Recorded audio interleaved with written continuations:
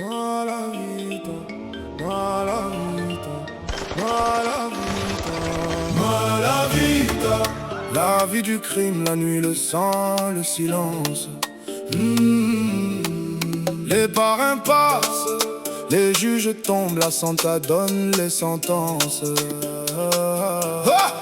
Il s'appelait Giuseppe, les mains calleuses, les yeux clairs, la parole rare. Il est né à Palerme en 1954 dans une cave de la Calza, au-dessus d'une pizzeria. Son père était pêcheur, sa mère femme de ménage. Son frère est mort à la guerre. À 14 ans il a volé sa première voiture, une Fiat 500 jaune de port, 3 vitres cassées. À 16 ans il a poignardé un rival, un coup de couteau dans le ventre, pas de témoin, pas de remords.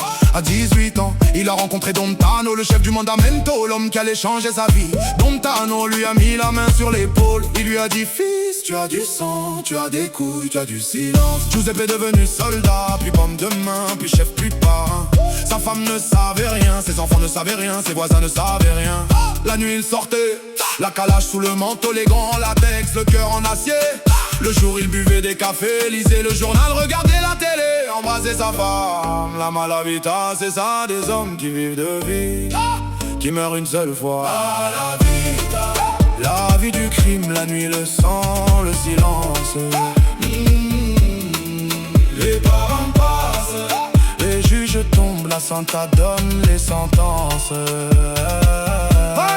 En 1987, un juge de la DDA a osé le convoquer. Giuseppe s'est présenté au tribunal, costume bleu, cravate rouge, sourire poli. Le juge lui a demandé: vous êtes mafieux? Giuseppe a rigolé, il a dit: je suis un homme d'affaires, je vends des olives. Le juge a insisté, il a parlé des trafics, des extorsions, des assassinats. Giuseppe a sorti un mouchoir, il s'est mouché. Les olives, monsieur le juge, c'est un métier difficile. La terre, la pluie, les parasites, mais on fait avec. Le juge a classé l'affaire, Giuseppe est sorti du tribunal. Il a allumé une cigarette, il a souri. Ce soir-là, un carabinier a été retrouvé dans sa voiture, une balle dans la nuque, une mise en garde. Le lendemain, le juge a demandé sa mutation. Il est parti à Milan, il n'est jamais revenu. Giuseppe a continué ses affaires. Les olives ont poussé, les billets ont gonflé, les morts se sont multipliés. La malavita ne pardonne pas, la malavita n'oublie pas. La malavita, tu es à temps. En 2005, Giuseppe a été arrêté, une taupe, un cousin, une enveloppe, une promesse. Les carabiniers sont entrés chez lui à l'aube, ils ont trouvé des armes, de l'argent, des listes.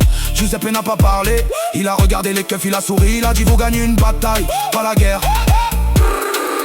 Il a été condamné à la perpétuité, il est parti pour Luciardone, la prison des parrains. Sa femme est venue le voir une fois par mois, ses enfants ne sont jamais venus. Il est mort en 2018, le cœur usé, les mains vides, la bouche fermée. Les journaux ont écrit un mafioso de moins, les gens ont lu, les gens ont oublié. Mais à Palerme, dans les caves de la Calza, les jeunes parlent encore de lui. Giuseppe, disent-ils, c'était un vrai lui, il savait vivre, lui, il savait mourir. La malavita, c'est la vie des hommes, la vie des femmes, la vie des enfants, la vie la vie du crime, la nuit, le sang, le silence. Les parrains passent, les juges tombent, la santa donne les sentences.